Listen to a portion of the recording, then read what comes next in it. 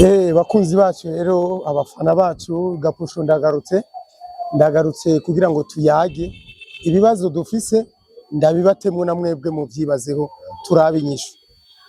Mu buzima tubayemwo urukundo n'urwa bose n'urw'imyaka yose, naho urukundo rwagabanutse nk'uko tubivuga, ariko urukundo ruracariho kandi izina n'iryahindutse tuvyita urukundo. Kubera iki iyo umugabo afise imyaka 60 canke irenga ashobora kurongora inkumi y'imyaka 25? Mwibaza ari kubera iki? Kandi bigakunda. Akarongora inkumi y'imyaka 35 kandi bigakunda. Ni kubera iki? Ni kubera yuko urukundo ntiruraba imyaka. Ariko igitangaje abantu bemera ko urukundo rutaraba imyaka, mu gihe umuhungu ari wakuze akarongora umukobwa akiri muto, n'umutama araronka umugore akiri muto, bakabana kandi bakubaka neza cyane. Tubihindukije rero, kubera iki hama ingorane z'uko abantu batabitahura kumwe?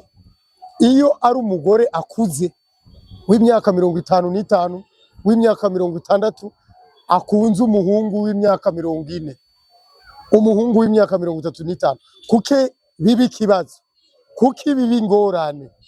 Kandi urukundo ruguma ari rwa rundi, imitima ni ya yindi, abantu bari bafise uburenganzira bwo gukundana bakabana.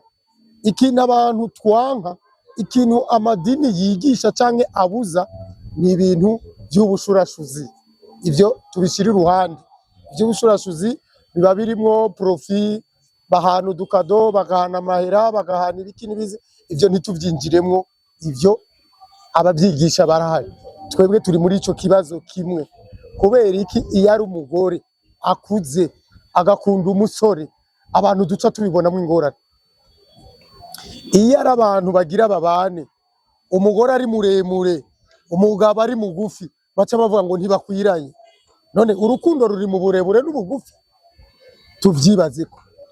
Iyo ari umugabo ari muremure, umukobwa akaba ari mugufi, nta ngorane babona.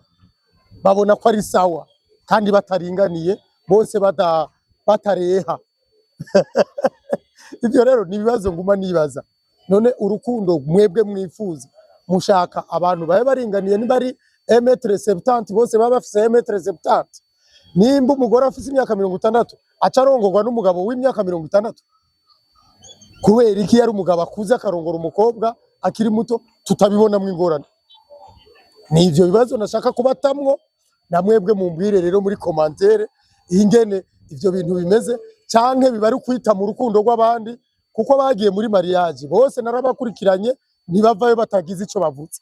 Baca bavuga ngo urya muhungu n'inzobe, urya mukobwa ngo arirabura, ngo ntibakwiranye. Ngo urya muhungu ngo arirabura, ngo umukobwa n'inzobe, ngo ntibakwiranye. Ngo ni muremure undi ni mugufi, ngo ntibakwiranye. Ivyo bintu rero nashaka tugira ico tubivuga ko mu madeba, hama mugire umunsi mwiza, muhezagirwe mu banyu no mu byanyu, tubandanye tuganira. Ivyo byose ni ibitera abantu ama stress, kandi narababwiye ko mutegeza kwirinda ama stress.